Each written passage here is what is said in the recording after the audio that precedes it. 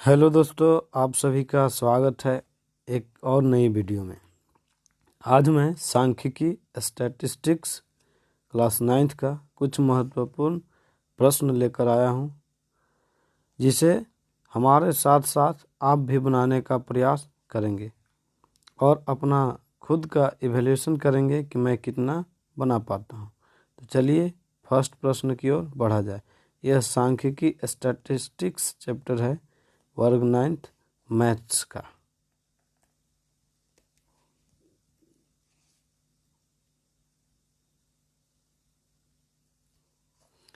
तो first question कह रहा है कि 17, 15, 19, 20, 17, 5, 6, 9, 13, 18, 17, 5, 9, 6, 19 में 17 की बारंबारता कितनी है। यानी हमें बारंबारता निकालना है। तो ये जो आंकड़ा दिया है उस आंकड़ा में 17 संख्या कितना बार आई है वह देखेंगे, वही उसकी बारंबारता होगी।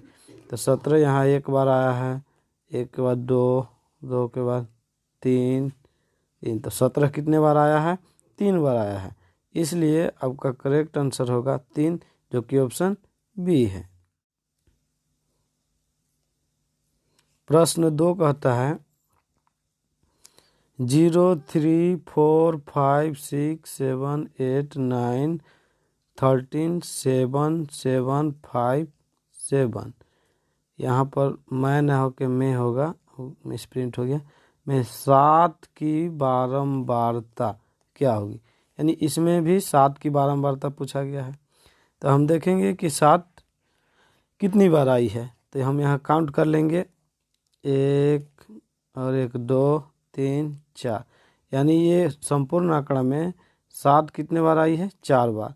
इसलिए इसकी बारंबारता कितना होगी? 4 होगी। तो ऑप्शन ए नहीं होगी, ऑप्शन बी नहीं होगी, सी नहीं होगी, डी में कितना है? 4। इसलिए आपका करेक्ट आंसर होगा डी। क्वेश्चन 3 कह रहा है वर्ग अंतराल 15 से 25, यानी वर्ग अंतराल है जो कि 15 से 25 है, कि उच्च सीमा क्या होगी। इस वर्ग अंतराल की उच्च सीमा क्या होगी इसे हमें बताना है। तो इस वर्ग अंतराल की ये 15 जो है शुरुआती संख्या को बोलते हैं निम्न सीमा, और जो बाद की संख्या आती है उसे बोलते हैं उच्च सीमा। इसलिए हमारा उच्च सीमा कितना होगा? 25। तो ऑप्शन आपका ए करेक्ट आंसर है।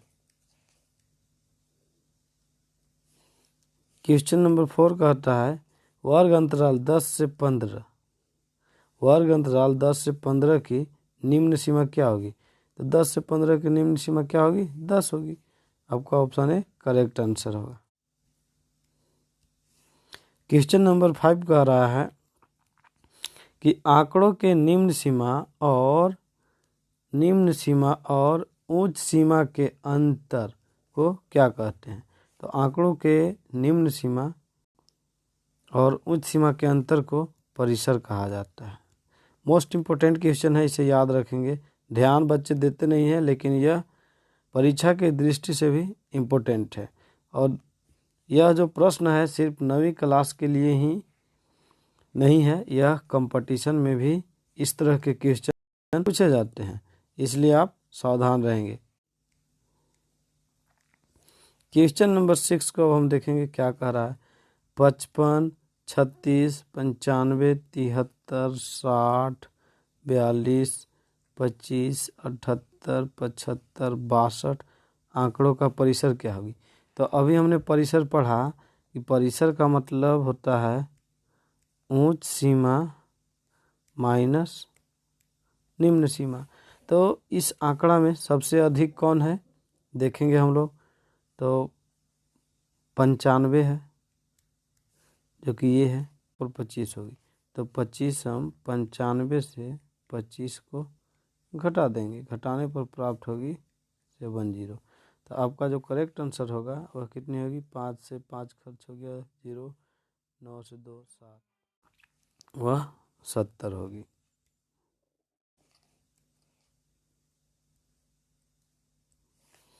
क्वेश्चन नंबर 7 भी कह रहा है कि 0, 5, 9, 3, 12, 15, 6, 7 में 8 का परिसर, अच्छा 8 इस गलत लिखा गया है, का परिसर क्या होगी। तो परिसर हमने पढ़ा है कि परिसर बराबर सूत्र होती है उच्च सीमा माइनस निम्न सीमा। तो यहाँ पर उच्च सीमा जो है इसमें कौन है, 15 हो जाएगी, और निम्न सीमा कितना हो गया, 0। तो 15 माइनस 0 कितना आएगा, 15। तो आपका जो करेक्ट आंसर होगा वह 15 होगी।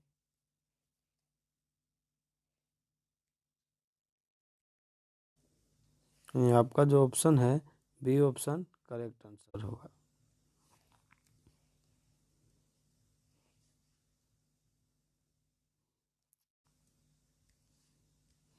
क्वेश्चन नंबर 8 पूछा जा रहा है कि वर्ग अंतराल 20, यहाँ 3 नहीं 30 होगा, 20 से 30 की वर्ग माप क्या होगी।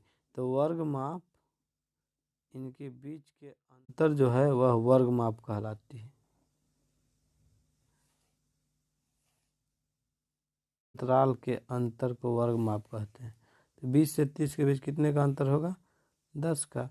इसलिए आपका करेक्ट आंसर हो गया ऑप्शन बी। क्वेश्चन नंबर 9 कह रहा है कि वर्ग अंतराल 20-30 का वर्ग चिन्ह क्या होगी। तो 20 से 30 ऐसे लिखाएगा। तो वर्ग चिन्ह का सूत्र होता है निम्न सीमा प्लस उच्च सीमा बटे 2। तो निम्न सीमा उच्च सीमा को जोड़ देना है और 2 से डिवाइड करना है। तो 20 प्लस 30 बटे 2 यानी 50 बटे 2। दैट मीन्स अगर 50 को 2 से डिवाइड करेंगे तो कितना आएगा, 25। तो आपका करेक्ट आंसर ऑप्शन बी होगा। क्वेश्चन नंबर 10 पूछ रहा है कि 10, 7, 13, 20, 15 का माध्य क्या होगा। तो माध्य दैट मीन्स कि आप एवरेज भी निकाल सकते हैं। अब एक अन्य रूल भी है कि इसे हम बढ़ते घटते क्रम में लिख देंगे और बीच का संख्या लिख लेंगे। तो इसे हम लिख सकते हैं 13, 60 हो गया, 7 के बाद 10 हो गया, 10 के बाद 13 हो गया, फिर 15 हो गया, फिर आपका हो जाएगा 20। तो 2 इधर छूट गया, 2 इधर, लगभग आपका माध्य कितना आना चाहिए, 13 आना चाहिए। तो आपका करेक्ट आंसर हो जाएगा 13। और नहीं तो इसे आप एक अन्य रूल से भी निकाल सकते हैं, सब जोड़कर। तो 3 और 5 8 और 7 15, 2 और 1 3 और 1 4 और 1 5 और 1 6। अब इसे हम डिवाइड करेंगे, 1 2 3 4 5, 5 डाटा है मेरे पास, तो 5 से डिवाइड करने पर यह 13 बार में कट जाएगी। इसलिए आपका करेक्ट आंसर होगा 13।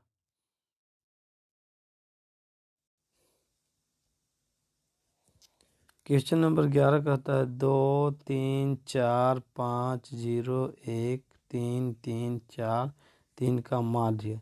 तो मैंने बताया कि माध्य का मतलब एवरेज होता है, मीन होता है। तो हम इसका एवरेज या औसत या मीन निकाल देंगे तो वह माध्य हो जाएगी। तो 1 2 3 4 5 6 7 8 9 10, मेरे पास कितने आंकड़ा है, 10।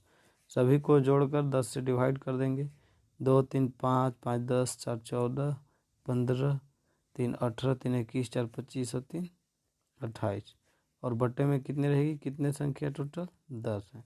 डिवाइड करने पर हमें प्राप्त हो जाएगी 2.8। अब मैं ऑप्शन चेक करता हूँ कि किस ऑप्शन में 2.8 है। तो आपका जो है ऑप्शन ए 2.8 दिखा रहा है, बी नहीं होगी, तो आपका ए ही होगा, क्योंकि आपका आया है आंसर 2.8 और यह ऑप्शन ए में ही है। चाहता हूँ कि यह वीडियो आपको पसंद आया होगा तो लाइक शेयर और कमेंट अवश्य करें। आपके एक लाइक और शेयर से हमें प्रेरणा मिलती है कि मैं अधिक अथक प्रयास करके आपके लिए अन्य टॉपिक पर अच्छा से अच्छा वीडियो बना सकूं। Thanks for watching.